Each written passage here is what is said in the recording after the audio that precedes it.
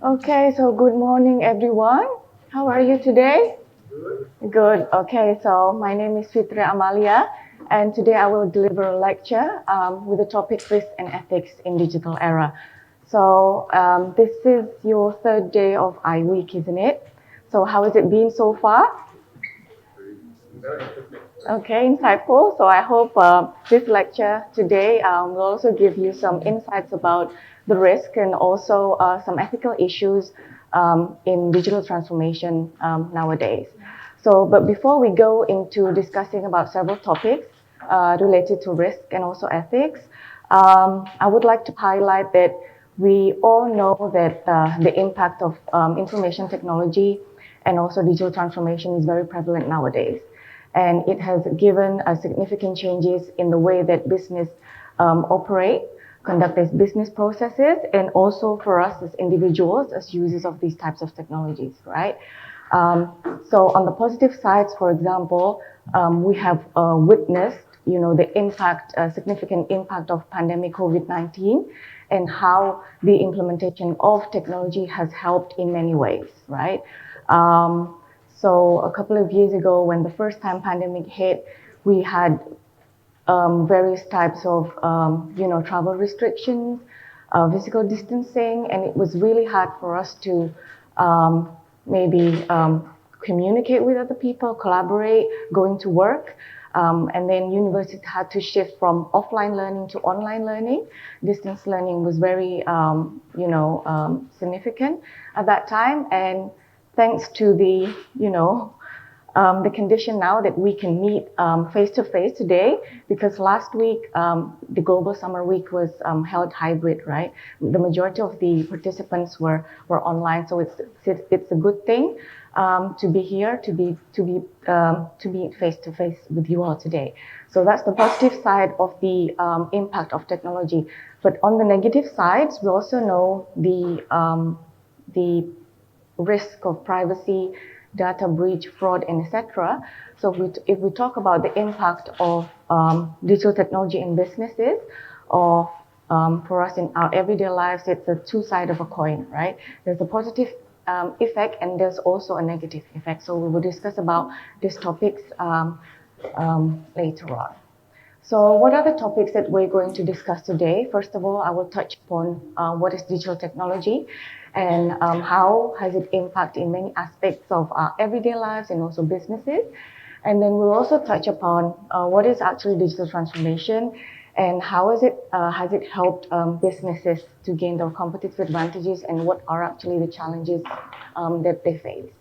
And then we'll talk about risks in the digital era. We'll touch upon some cases, and maybe later on I will ask for you to share about the cases that you know with all of us here.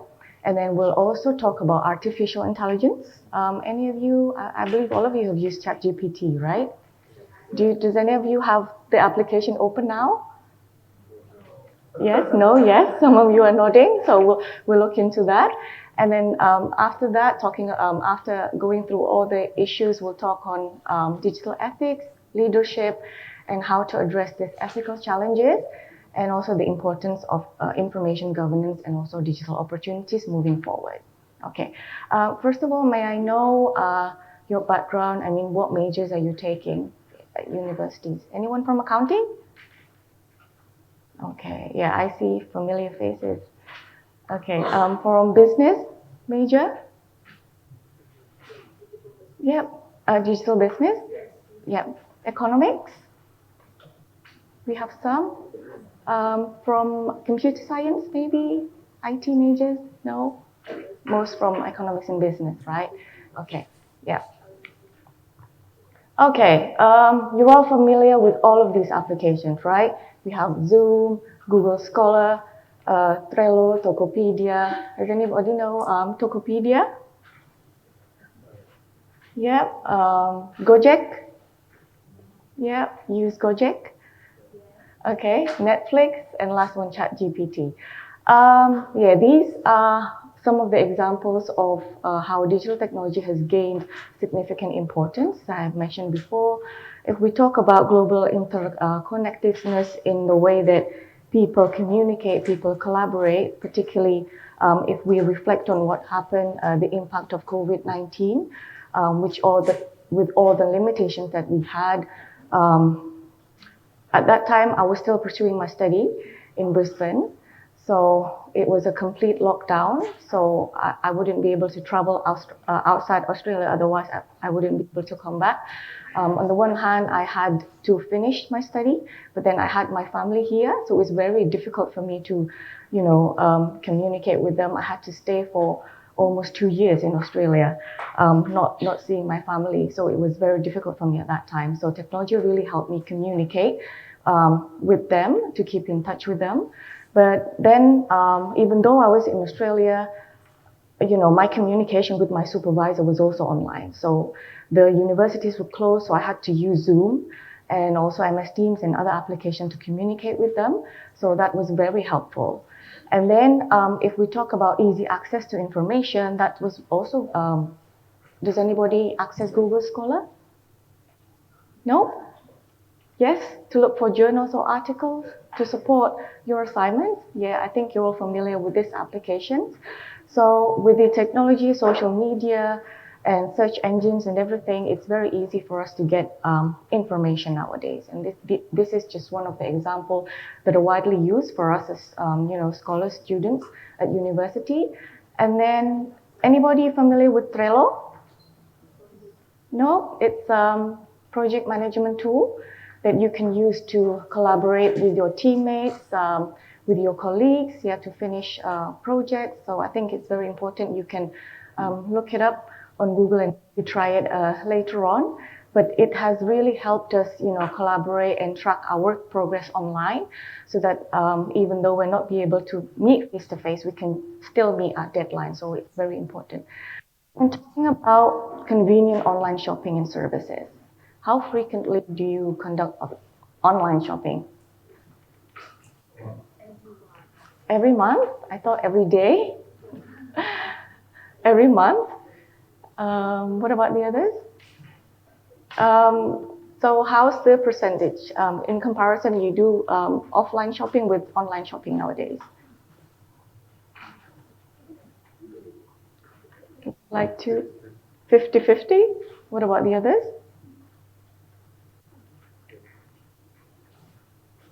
No? Anybody want to share? So basically, e-commerce are now making it easier, right, to conduct online shopping and also services. Everything just one click away. You have the convenience of looking, deciding on to look on several different platforms, compare products, compare prices, and then eventually decide from which platform you will buy, and then just add to chart, and then you can easily conduct payment online, and then your goods get delivered as fast and as easy as that. So it was not. That's also thanks to digital technology. And then we have Tokopedia, and then we have in Indonesia we also have Toko Oren, Shopee.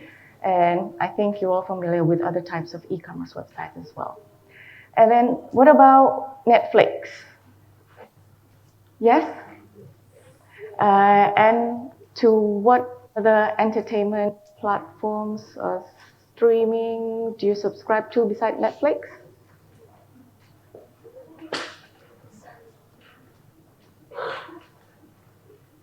Yep. I mean, generally I use YouTube more than Netflix. YouTube? Okay. It's like another kind of, but the same, I would say, but yeah. Yeah, what do you usually watch on YouTube? What types of?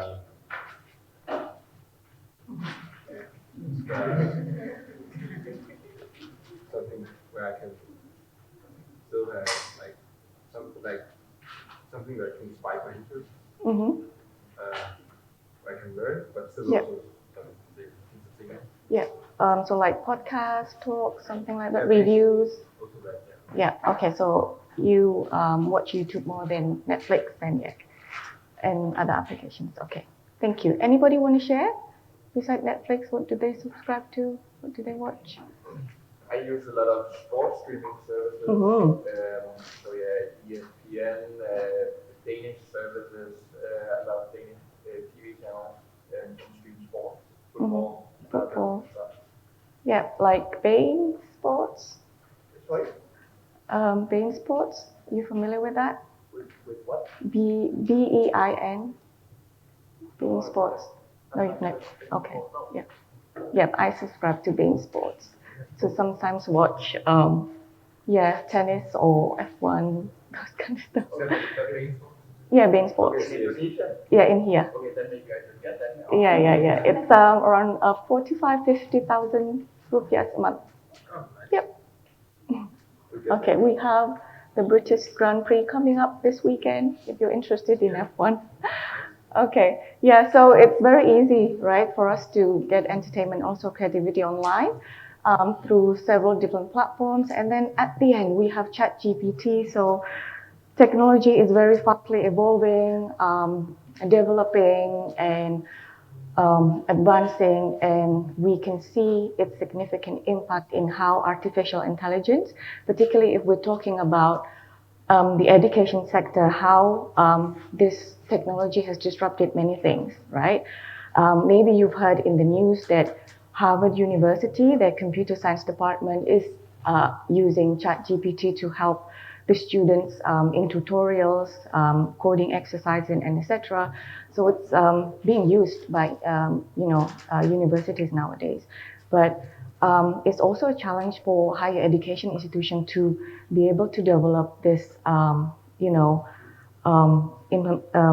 ethical implementation framework to also make sure academic integrity, right? Because I personally believe myself that academic integrity is the value, the identity of us in higher education. So while there's advancement in technology, I think that the problem of this aspect of academic integrity is very important to tap into, to integrate with the use of artificial intelligence in the teaching methods. And one other thing is that scholars or researchers nowadays, they are required to publish in journals, right? And then many publishers and many journals nowadays also acknowledge the use of artificial intelligence in the research process. So by acknowledging, so researchers are allowed to use artificial intelligence or ChatGPT to help in the research process, but they have to acknowledge that in the paper. Yeah, so that must be acknowledged in the research method. So I think that's, like navigating between, the advanced technology and also the benefits that it offers, but also adhering to the academic integrity and also values in higher education. So I think these two sides of the coin needs a balancing, right, in both of them. Okay. And then any of you have heard these terms, digitization, digitalization, and also digital transformation? Yep, familiar with all of these? So basically, going from the upper level to the bottom level, the impact of technology gains its complexity. So if we talk about digitalization, it's simply, we can say that it's simply converting the process of analog information into digital information. So, Kindle, right? Does any of you use Kindle? Yeah? Like we can say that previously we have like hard copy books. Yep. Reading materials now, everything's online. Or if we talk about big books, then it's e-books or e-journals. Yep. So it's converting that format of from analog information to digital format. And then if we look into the next term, is digitalization. So it's going beyond that format. So it's leveraging digital technologies to transform traditional processes and operations. Yep. So it's not just changing the format from offline to online, from analog to digital, but implementing information technology, for example, in organizations to help business processes. Can anybody provide an example of the second term, digitalization? Yes? Pardon? Google Drive. Can you elaborate more? And in the types of digitalization that it offers? On the last days, we use the sheets and the paper to collect data, Mhm. even absence or even books. So now we can put everything in Google Drive. Okay, yeah, and you can also share and collaborate online, yeah, using Google Drive. So that's one of the example. Any others? Yes. Mm-hmm.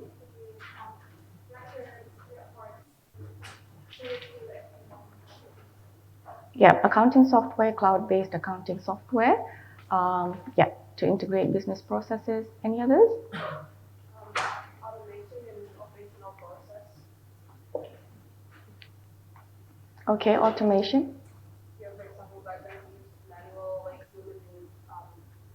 human forces to do things, and nowadays it's almost all machines and automations. Okay, yeah, relating to the accounting software, previously, like accountants, they record journals, manually. They post it to the general ledger and then form the financial report manually. But now accounting software can help that do it more efficiently. Okay, thank you. And then we go to the third one in what we call digital transformation.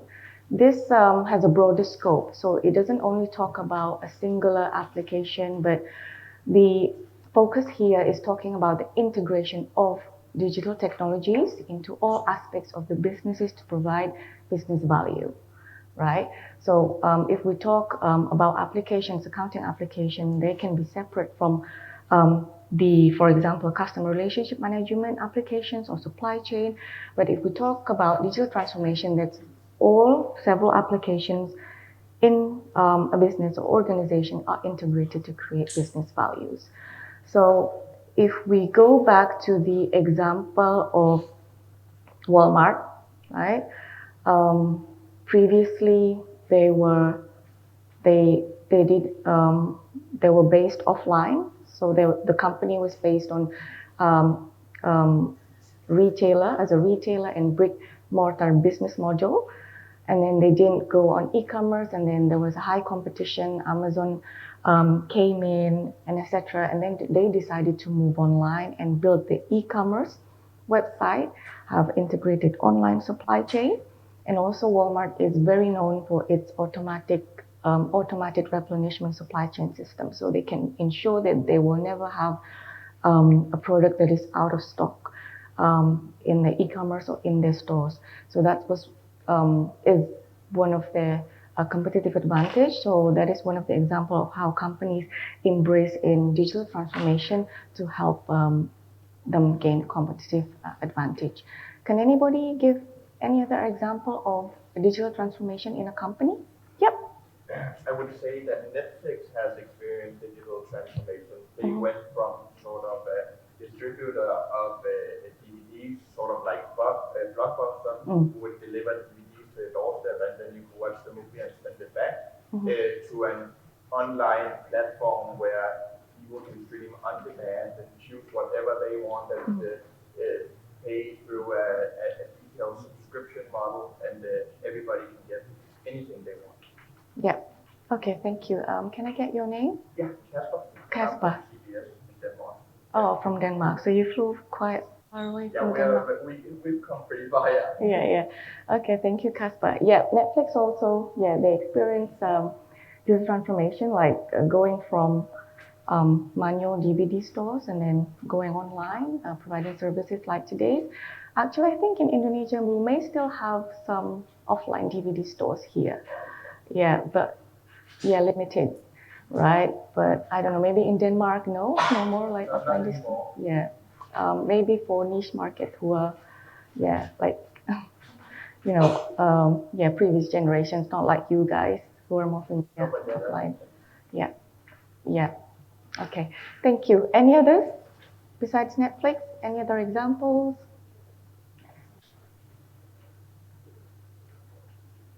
Nope. I think we can move on to the next.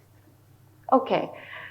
What about digital transformation impact? So we talked about several examples how technology has helped companies, to increase efficiency in the business processes and gain customer enhance customer experiences, for example, cost saving, improve decision making.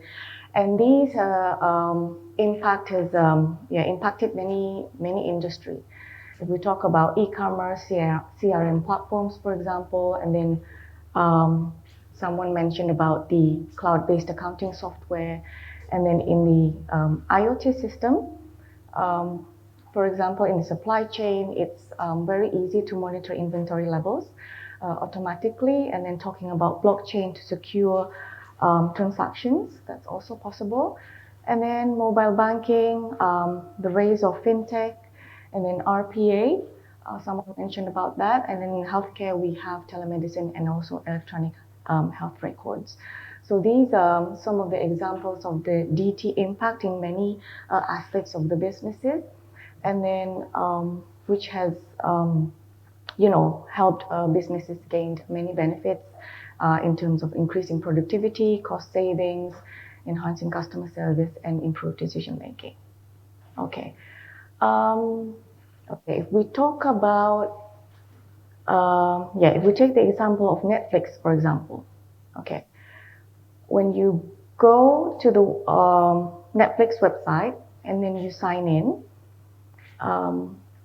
what is shown in the landing page or in the welcome page?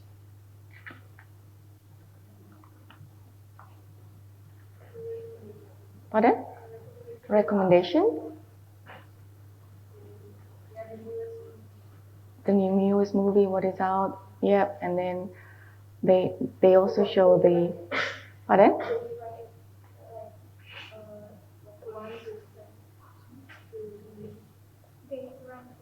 Okay, rank. Okay, sorry. They rank the recommendations. How can Netflix display all that information? How does it work behind that? Yeah. Yeah. Okay. Mm-hmm. So it's based on an algorithm. Mm-hmm. So it's basically your preferences Mm-hmm. over time, Mm-hmm. and the algorithm just predicts what the next movie will be that you prefer. So they use all the not personal, but the preference data for users to provide the best service of this platform. Yeah, so they use algorithm to study your preferences, your history, what you looked at the previous days to be able to provide you the correct recommendation based on your preferences. So that's one of the examples of how technology is used by companies to enhance customer experience. Anybody can provide any more examples, maybe from your perspective as consumers or users of many types of applications in how technology has helped you in many ways, in many aspects. Did you raise your hand? No, I thought you raised your hand. Anybody? From this side? No? Yes? I have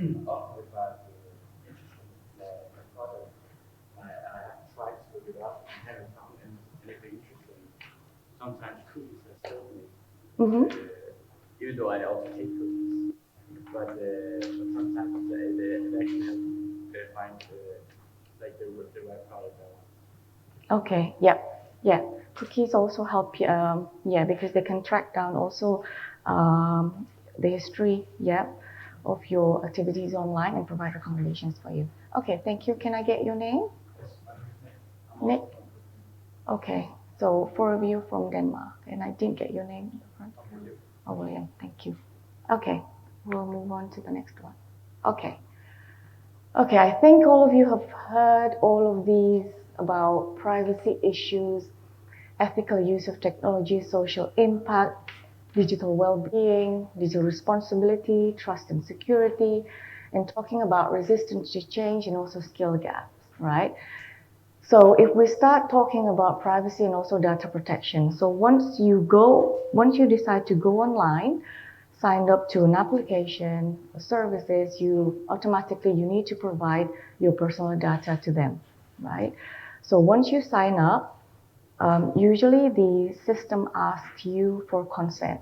Yeah, they will ask you to read the application, the system's terms and conditions, and you need to agree with that before you can subscribe to the services.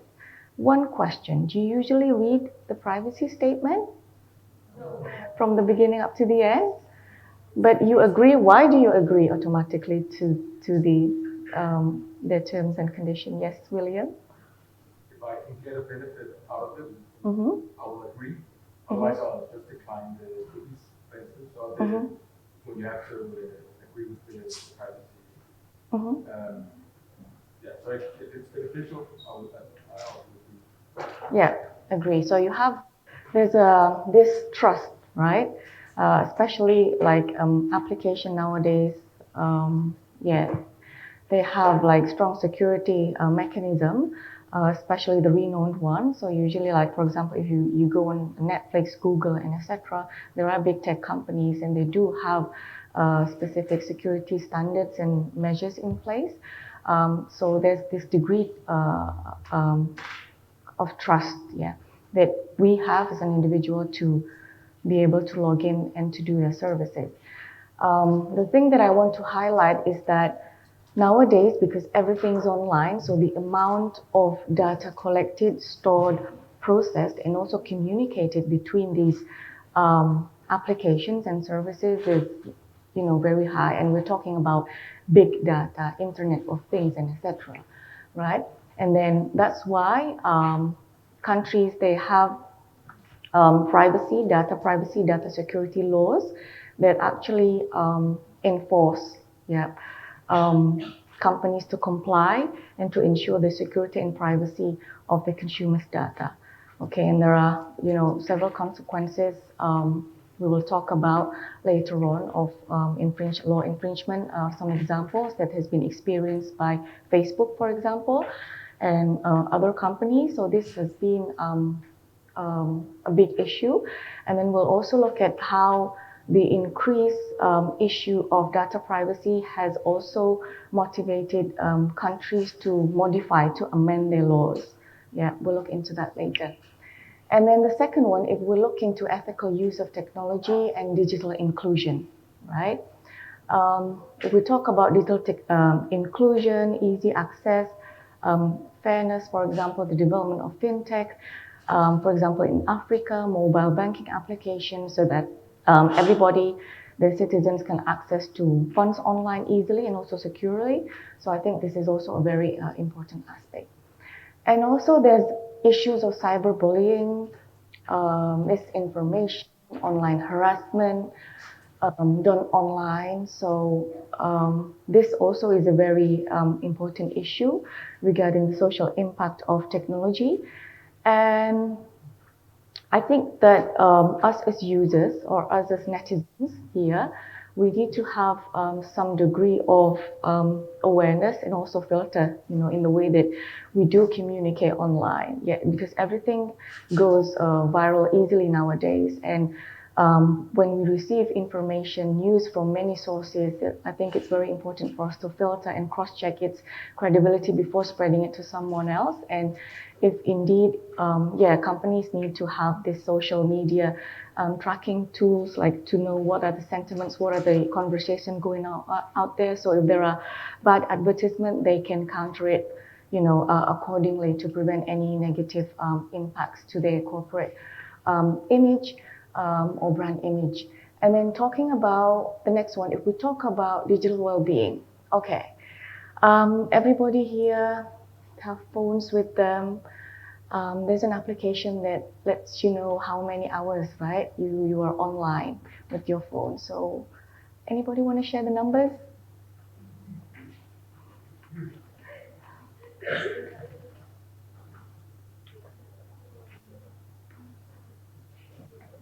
Yes? It's average around 3 hours. 3 hours, okay. Do you think 3 is a low, average, or high number? Let's do a comparison of the others. Yes, William? So the past 4 or 5 days, the average was 3 hours and 47 minutes. Okay, 3 hours. But sometimes it's 6 hours. So Okay. Any others? You want to share? Yep. Around 4 hours. 4 hours. Okay, what about the ladies? Yeah, 5 hours. 6.5 hours. Anybody on top above 6.5 hours? 7? Above that? Okay. Any others? Okay, 7. 6. Yeah. And you can also see, the application that you access, right? Whether it's social media or work or productivity and those kind of things, yeah. For me, myself, my average screen using my phone was 6 hours, yeah, for the last week. Yeah. Everything, every coordination is, using WhatsApp and everything, yeah. Have you ever experienced any negative impact of being online too much? Lazy? Procrastinating? Any others? What about the positive impact of being online? I can actually meet my friends who are not in the same city and not in the same country. Okay, communication, keeping in touch. Yeah. Okay. Any of you had anxieties or difficulty to sleep because being online, binging, maybe on your phone till 2 a.m. and couldn't go to sleep? Yes, someone nodding. Bramantia, is that you? Yeah, okay. So, yeah, balance between digital and offline activities is very important. So, I think, this no judgment in the sense of how many hours you go online in your devices or anything, because it depends, right? What application you are using. But then you have to have a balance, right, between offline and online. During my studies, due to the high workload, I had to stay put in front of on my workstation for prolonged hours, and then I suffered the back pain. So the doctor said, okay, you need to, go for a walk and do stretching in between hours, just to make sure that you have to take care of yourself, right? Yeah, it's not going to be the end of the world if you don't finish your work today, but you have to take care of yourself. So this is very important nowadays. Okay, and then we talk about also digital responsibility. I think I have touched upon this previously, like copyright laws, IP rights, plagiarisms online. We need to be responsible, right? If we use a tool such as ChatGPT to help us in our assignments, I think it's a good practice to acknowledge that, because yes, we cannot avoid the advancement of technology. It can help us, gather all the information that we need, help us, make a paper outline, summarize, translate, all those kind of things. But I think we need to, adhere to the value of academic integrity itself. And then trust and security, I think it's very important, also relating to other aspects that we have discussed. And then, while we have discussed maybe the technical challenges, I think the non-technical challenges is also very important, related to resistance to change and also skill gaps. I think skill gaps for you guys here is not a problem, but for example, for organizations who have, the staff from different generations, I think when it comes to introduction of technology, they need to implement, a gradual and also a proper strategy in order to ensure user acceptance, right? Because we know not every users are familiar with technology, so I think that approach to implementation and user engagement is also very important. Okay, so this is what I found from Deloitte. So on the left side, so basically the data that most user can control. So what actually is supplied or comes from users, as individuals. Like for example, your geolocation data, you can ask application not to track that. And then your career, your photos, your device ownership, you can choose not to share that. But once that information go online and you access different types of application, also services or e-commerce, like for example, going to hospital, you need to provide your personal information, because that will lead to, for example, medical prescriptions, and then talking about legal records and then health insurance, everything. So it's very important. Once everything go online, this issue of data privacy and protection is very, very important. So so I think that's one of the importance here. And then based on the recent survey also by Deloitte, due to the increased collection, use, storage of personal data, the importance of protecting individuals' privacy and also data security is very important. And the survey here confirms that privacy remains a big issue nowadays in comparison to the risk of artificial intelligence, maybe sustainability, mental, physical health impacts, and for academics in data weaponization, for example. Does anybody have any views of why maybe many people still rank data privacy as the first dilemmas or issue here?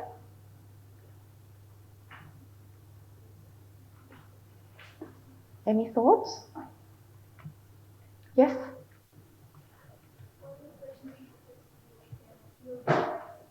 Mm-hmm. For example, when I share my phone number online, Mm-hmm. they ask, I receive random messages. Mm-hmm.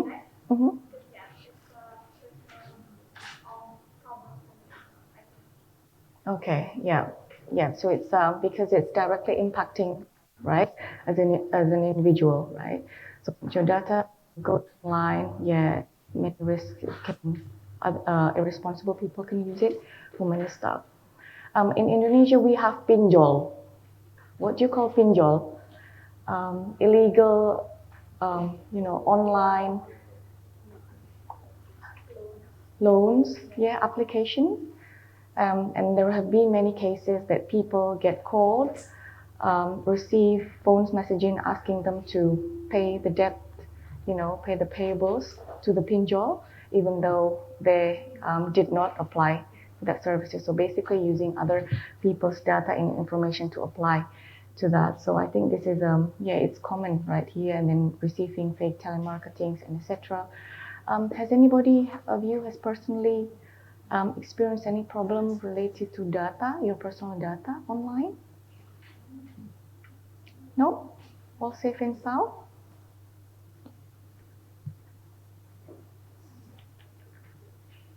Selain pinjol mungkin?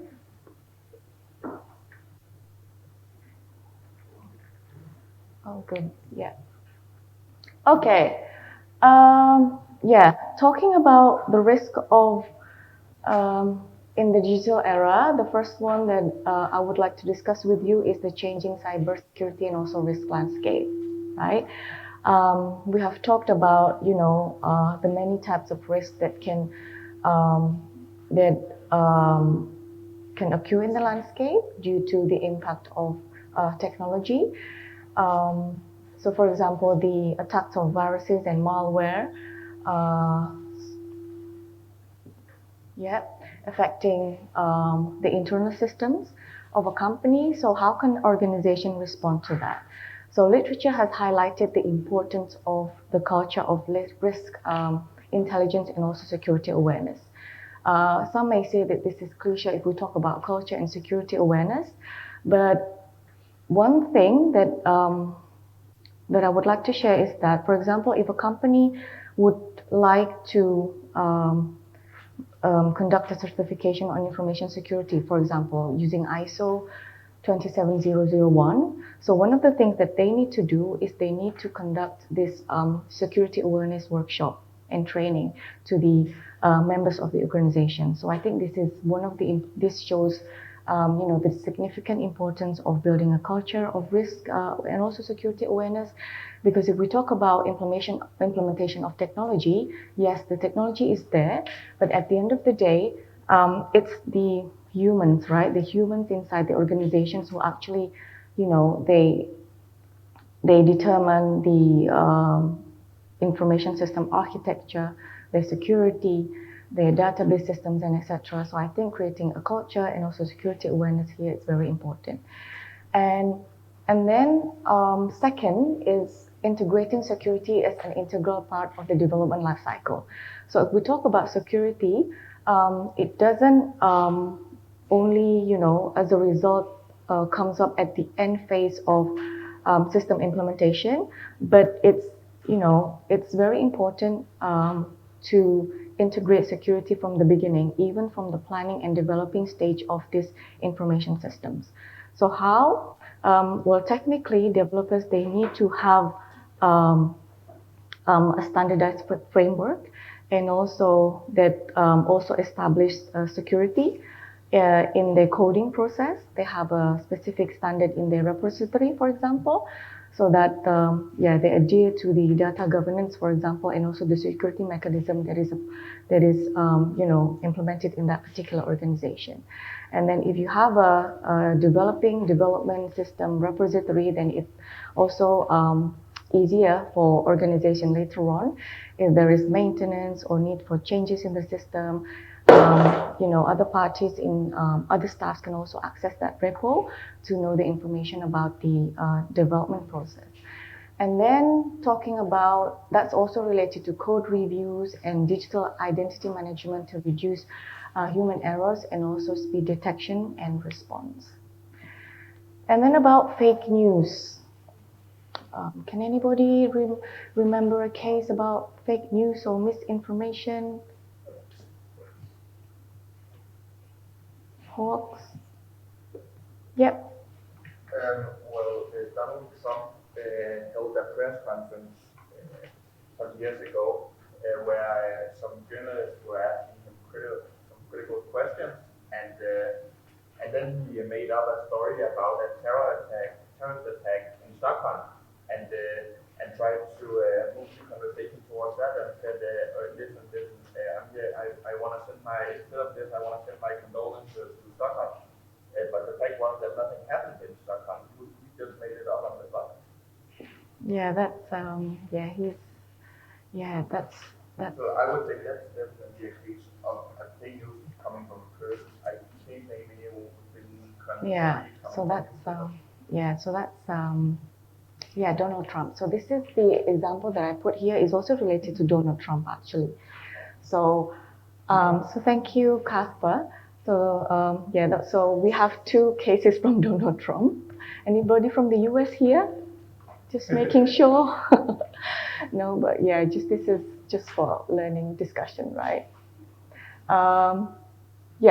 So there was a video by the previous US President, Barack Obama. So some parties use artificial intelligence to alter that video footage. So basically changing it, saying bad things about Donald Trump and published it online. So it was very difficult to know whether it was real or fake. But then investigation came forward and they said that it's fake. Barack Obama did not say those words. This was the real video. The video was altered using artificial intelligence. We know that that's the effect, right? If digital technology is used ethically and properly, yes, it can provide us with many benefits. But if it goes onto the hands of irresponsible people out there, then these negative impacts can occur. So I think in Indonesia also many hoax, maybe, or misinformation. Yep.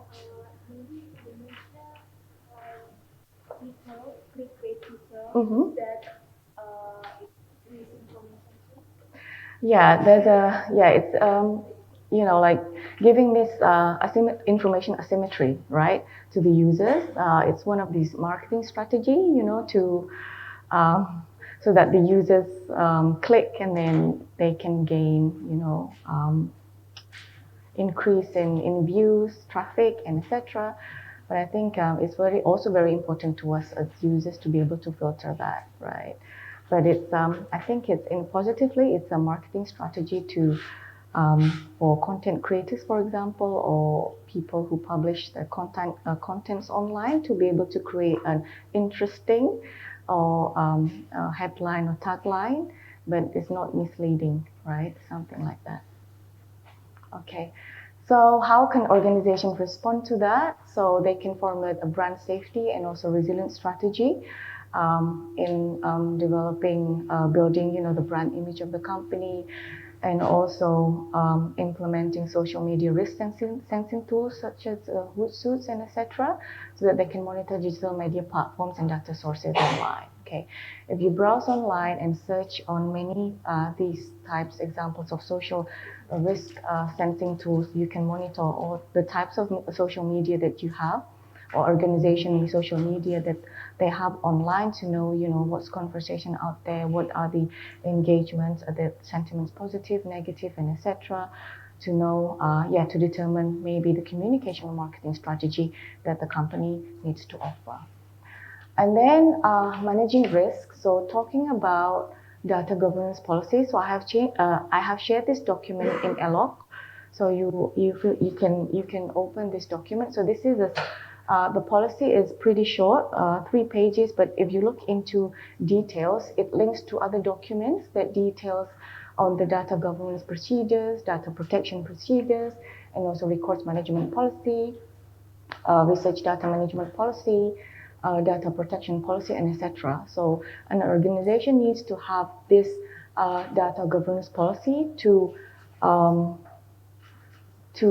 govern and to manage several aspects, right? For example, the types of data that they collect, they store, how do they process it, and then regarding authorization and also authentication, access control matrix, for example, who have access to those types of data, and whether they able only read only, or can they download it, can they modify it, can they share it to someone else, is the data public or private, and then also there are some cases also explained and the mitigation strategy that the company can implement to respond to that case. So I think you can look into details in the document that I've shared through ELOC. Okay, so important things that are discussed as data as a valuable asset. We need to acknowledge that, accountability and also ownership of the data, because if we talk about an enterprise systems, there are several units or departments involved, right, in that enterprise systems, and they access different modules of the particular information systems. Why do we need data ownerships? Because we need to know who are actually responsible to the data, who are the owners, who are the stewards of the data. So regarding to the data quality, data integrity, they are responsible to that, making sure that there's only one single source of data communicated into different users, so there's no redundancy in that aspect. And then it's also crucial for the company to conduct data risk assessment and also implement several measures to enable control, surveillance, to make sure that the data are collected, stored, processed, and also communicated accordingly to this particular policy that the company has. Okay, so we have discussed this before, right? Owning digital responsibility and ethics. So not only looking at it as an organizational issue, but also us as an individuals. So yeah, like tech companies, they become responsible. They have to balance the risk and the benefits, and they offers these types of features for you to track your usage and everything, to curb time spent on mobile devices, for example, if it's leading to negative impacts, of course. But if you're working and you're responsible in doing your activities online, I think that's not a problem. And then it's also very important, we talked about culture, and then we talk about collaboration with industry stakeholders to build ethical frameworks, right, to keep up with the advancement of technology out there. Okay, anybody know about the Cambridge Analytica case? Yes, someone nodding. Can anybody summarize and tell us what happened? I think someone want to raise hand up, and then I'll go to you.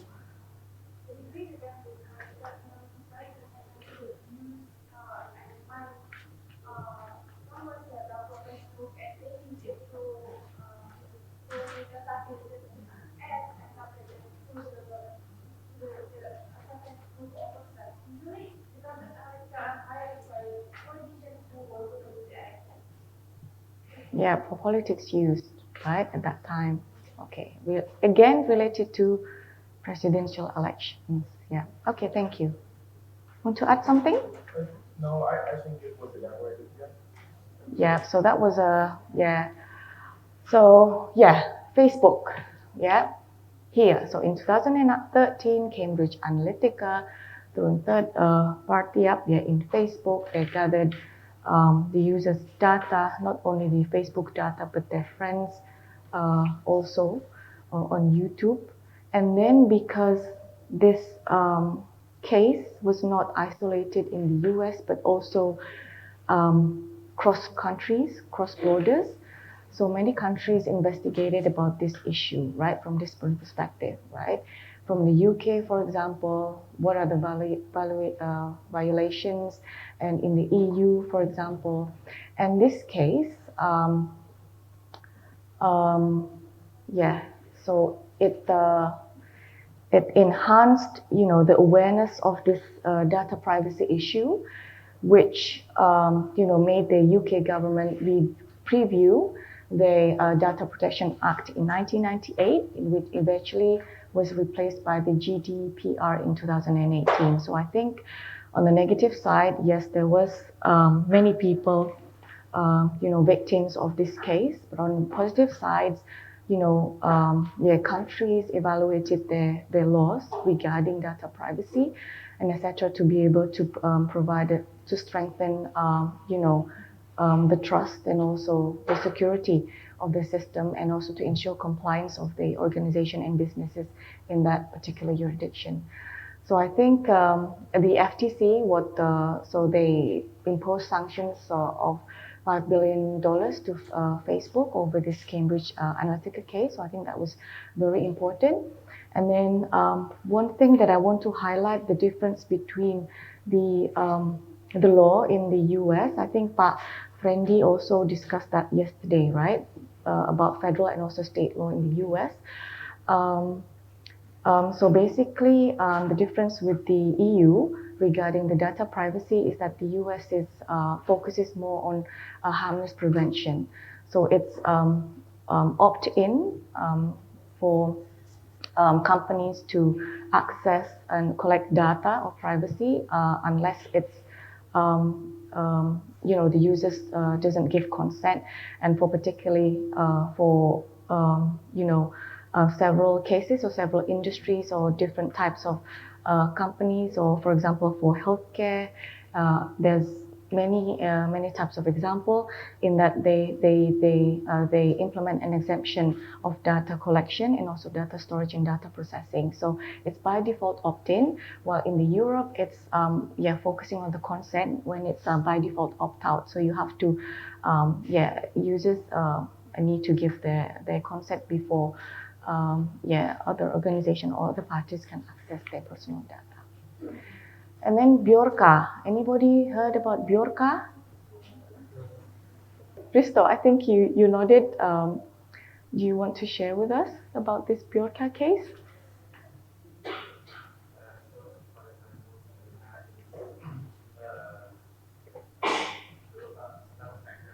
Mm-hmm.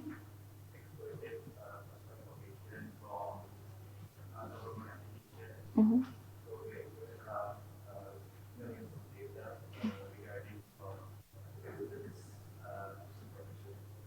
Yeah.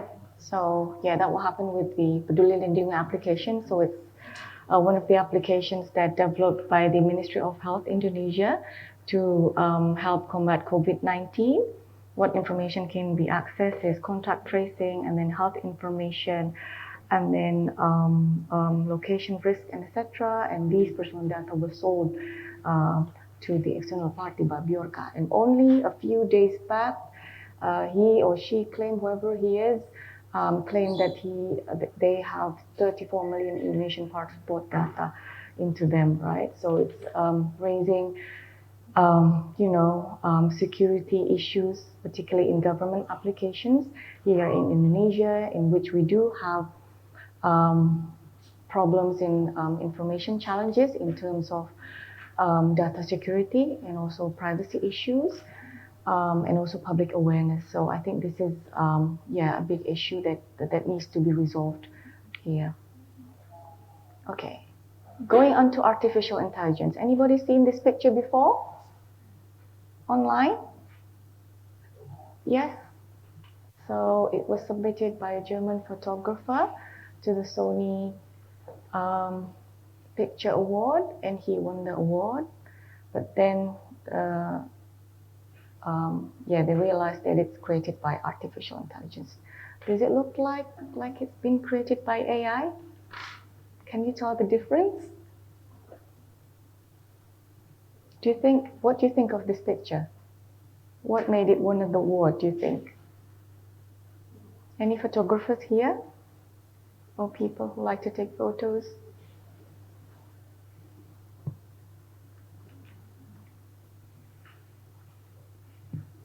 Any thoughts? What made this photo win the award, do you think? Yep. Really, it has a lot of meaning. It can mean a lot of things. It's up to the individual to interpret what it is. Yep. So, like, what the people in the picture are thinking about. But I mean, this person in the back looks kind of fake, I would say. Yeah. But the one person, very real. Yeah. And if you look at the hands also, they're like two different persons, or so it's that you can maybe see a difference between the left hand and the right hand over there. So anybody created their profile picture using AI? Applications maybe here? Yes? No? Yeah, so this, so the takeaway message is that this photo submitted into a photography competition.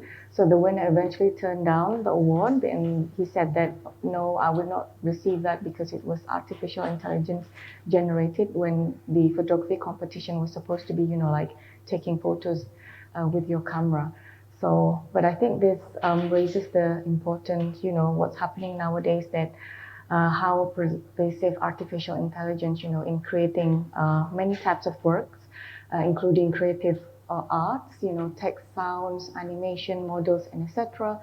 And you can, elaborate more on that. And then the news here, right? Artificial intelligence passes accounting exam, will disrupt industries. Any thoughts on this? Any accounting students worried about this news? Yes? Hanif? Are you worried? No? Why?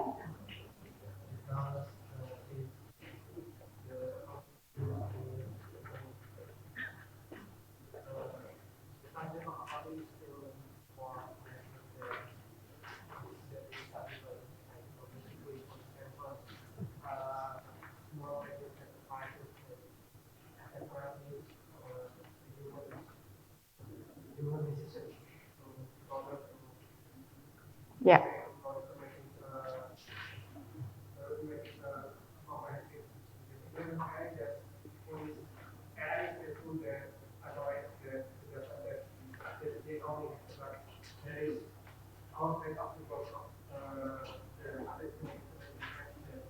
Yep.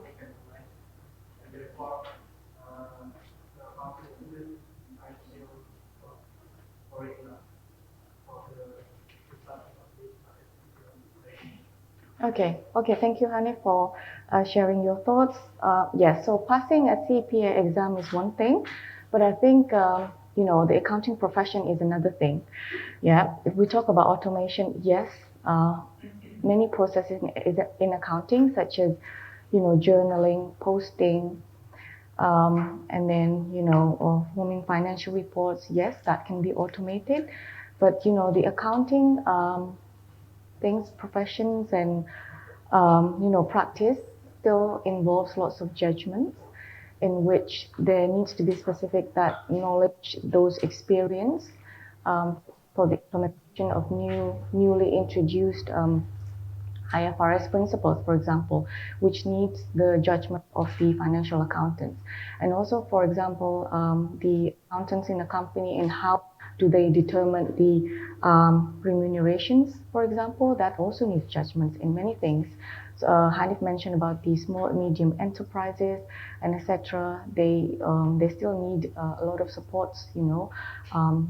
But on the other hand, big companies nowadays, such as SAP, Oracle, well, previously they have focused on enterprises software. So for big companies, they have developed, integrated software, ERP softwares for these SMEs. So I think the scope of the use of technology is, going into that micro, small, and medium enterprises.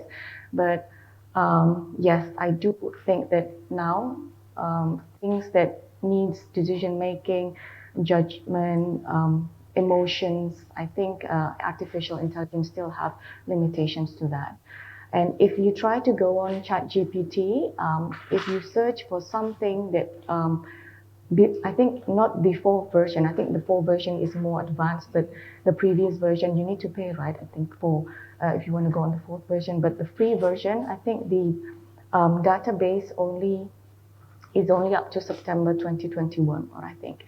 So there's some limitation to that, but it doesn't mean that we still don't know its development in the future, right? We still don't know. Maybe, I don't know, some professions, accounting professions will be extinct in the future. We still don't know, but we need to be, prepared for that. One of the things is that the accounting department in this faculty are collaborating or developing a joint program with the Faculty of Mathematics and also Natural Science, particularly in the Department of Computer Science, to provide the Accounting and Information Systems course. So not only focusing on accounting, but also the introductions of technology such as blockchain, R programming, XBRL, data analytics, and etc. to be able to equip, future accountants with the necessary, digital knowledge. And maybe in the future there will be a symbiosis of humans, interaction with artificial intelligence. So we need to prepare for that. Okay, so we've talked about maybe some of the risks, but we know that artificial intelligence has also helped many companies in their business processes, such as in IT, operations, engineering, research and development, customer services, and also digital marketing. All right, okay. Can some of you maybe open ChatGPT now? Do you have an account? If not, you can sign up to ChatGPT.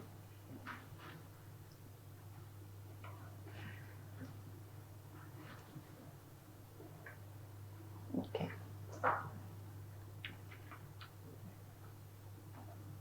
Okay. Any volunteer would like to type in maybe a question, a prompt, and then see what ChatGPT say? And can you, assess their response, ChatGPT's response to your question? Anybody wanna share their try?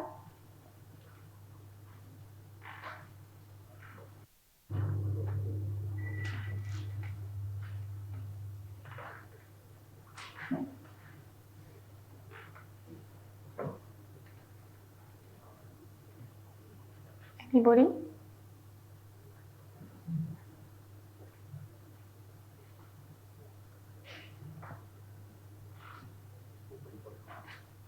Okay, can you type about Global Summary 2023 and see what comes up?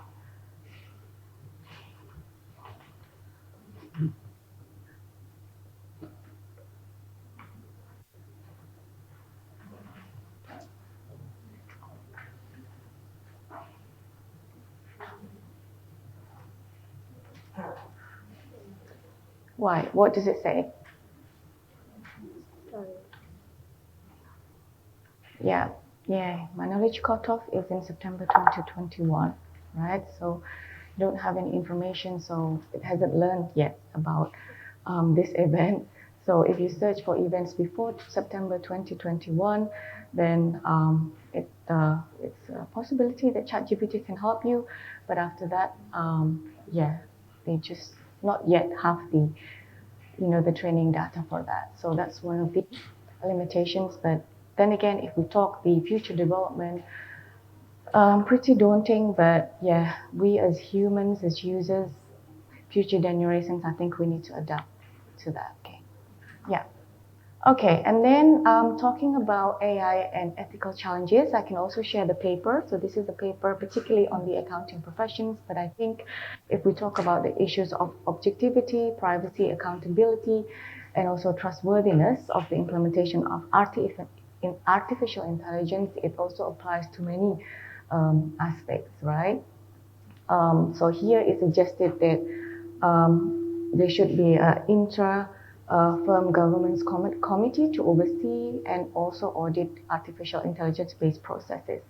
And talking about audit, do you think that information systems in organization needs to be audited?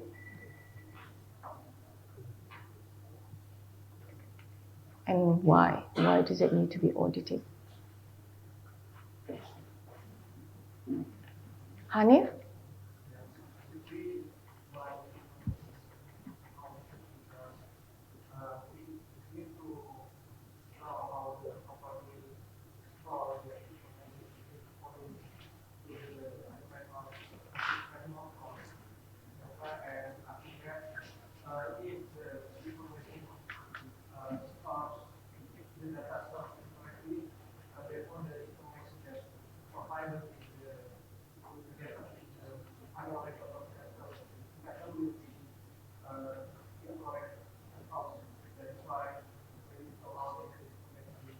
Yeah, yeah. Regarding the risk, potential risk assessment, and also security. Yes, information needs to be audited to ensure that the control or internal control embedded in the systems are performing accordingly as planned. Because if we talk about technology, there is this inherent risk of the continued development of technology. So technologies do need to be maintained, need to be updated. And then if we talk about information technology, information systems, it's not just talking about one single application, but the integrations, the connectivity between one application to third parties application, for example, such in the case of Facebook. So not only internal, people in the company are accessing the system, but there are people outside the company who will have access to the system. So there needs to be a mechanism, and one of this is the IT audit to make sure that the security mechanisms are in place to ensure it's the company's data assets are safeguarded, and the integrity of the data itself can be maintained. And then talking about digital ethics, so this is just to share that a survey shared that companies that are more advanced in digitally, they tend to be more concerned with and focus on technology-related ethics in comparison to the companies at the early stage of the development or the early stage of the implementation of digital technology. So when there is a cultural responsibility, it will create a greater possibility that they will develop and also implement their technology ethically. Okay, so why? Because they have the first-hand experience, they have gone through that learning curve, particularly of the disruptive effect of the technology and also concerns and risks. They do know how to implement and also adhere to the industry standard, for example, in terms of digital ethics and also security. Okay, so so these are several examples of the ethical frameworks and also the laws. I mentioned before that the U.S. federal and state law, they focus on harm prevention based, but nowadays several states have amended their laws, to move into a rights based. So they also implementing the principles in the European Union's General Data Protection Regulations, which emphasize on the right base for consent. And then we also have like specific companies, they do have their specific ethics guidelines, such as OpenAI, Google, and then I talked about this before, the ISO organization, they do have this standard of security controls risk management process, which is implemented, is a standard and certifications for companies related to their security and data privacy. And then moving on to environmental sustainability related to technology. Do you think, how big is the impact of the technology industry to environmental issues and also sustainability? Anybody want to share their thoughts? What are the impacts of, digital technology companies, and, the more people that go online, the more, devices produced and used? What are the impact to the environment and also sustainability? Any thoughts? I think you have you discussed about sustainability issues in the previous lectures? I think yes. Any thoughts? What impact do they have to the environmental and also sustainability issues? Yes? Like with an excessive amount of technology being produced, there will be an overload of like different batteries and stuff, which is very harmful for the environment. And essentially, there's one big point of like more people using technology, and especially having like a bunch of devices for each person instead of like maybe 1 in 5 person having one technology item like device. Yeah. Okay. So the more technology produced, the more people, having devices, accessing, applications online, waste, right? Talking about waste. Okay. When was the last time you had a new phone? You bought a new phone, maybe. When was the last time you bought your phone? Anybody changed their phone recently in just a couple of months? Yes. Okay. So what was the how long did you have your old phone for? 3.5 years. 3.5 years, okay. You're keeping up with the technology, yeah? Yeah, with the features. I think it's more common. I think it's maybe, for example, tech companies, they do produce, like innovation, like every year, new devices introduced to us with all the new features. And I think it's the more possibility that, us as consumers, as users, are tempted to, change our devices very frequently. So here, one of the, initiative by Microsoft is they have this circular center. So they're really aiming to be, they have a sustainability goal by 2030. So the consideration is that because more applications are going online, so Microsoft significantly decreasing in physical service, and they're providing online services, online application more. And in terms of the hardware, there's a reuse, recycle, and redistributions of the old devices. So using this circular centers. So I think this is, so they're aiming by 2030, they're aiming to have a zero waste policy in Microsoft. And also there's Amazon Climate Pledge. So 10 years ahead of the Paris Agreement, net carbon emission by 2040.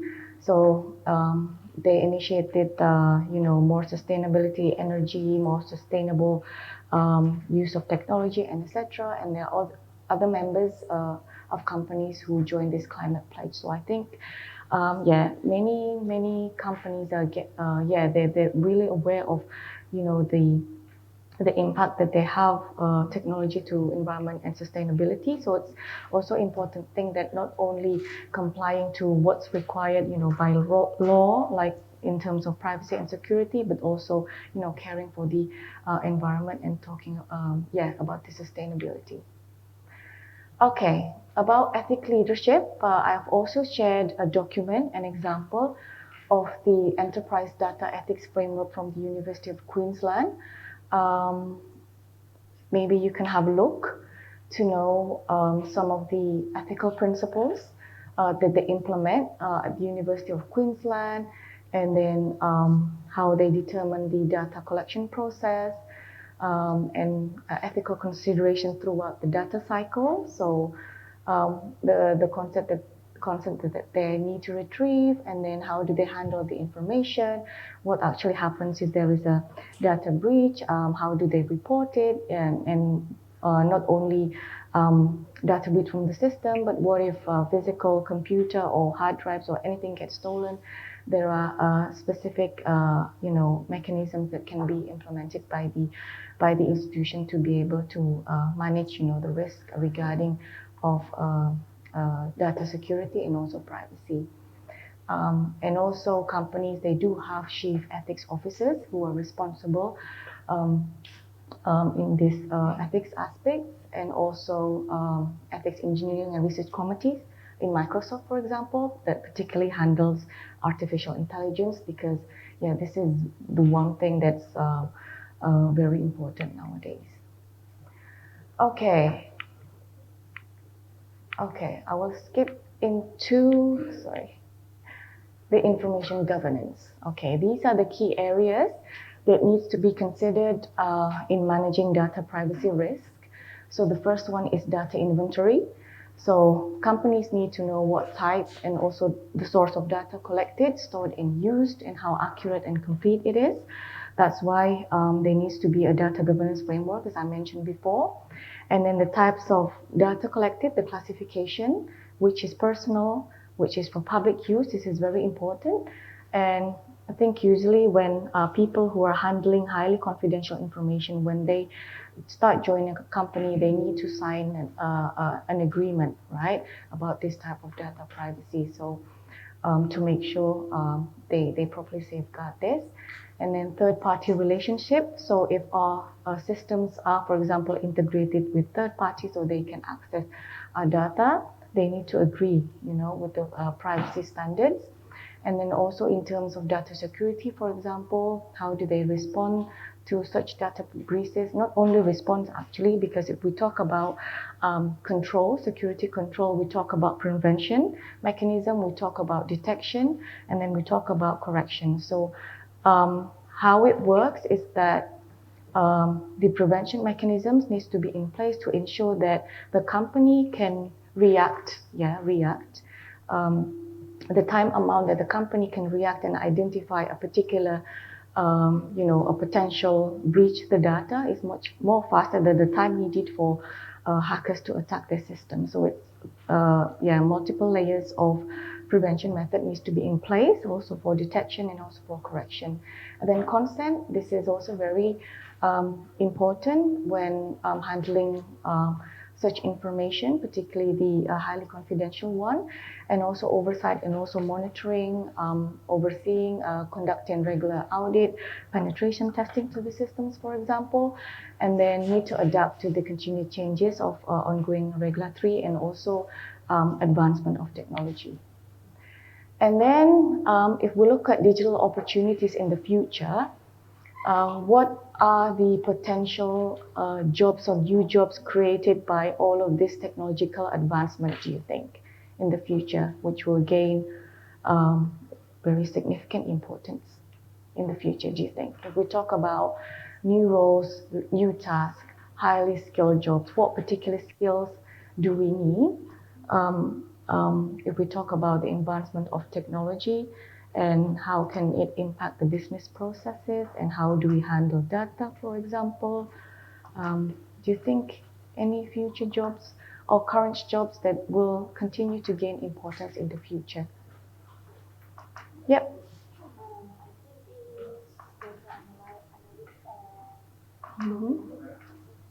Programmers, data analysts, data engineers. Yep. Any other thoughts?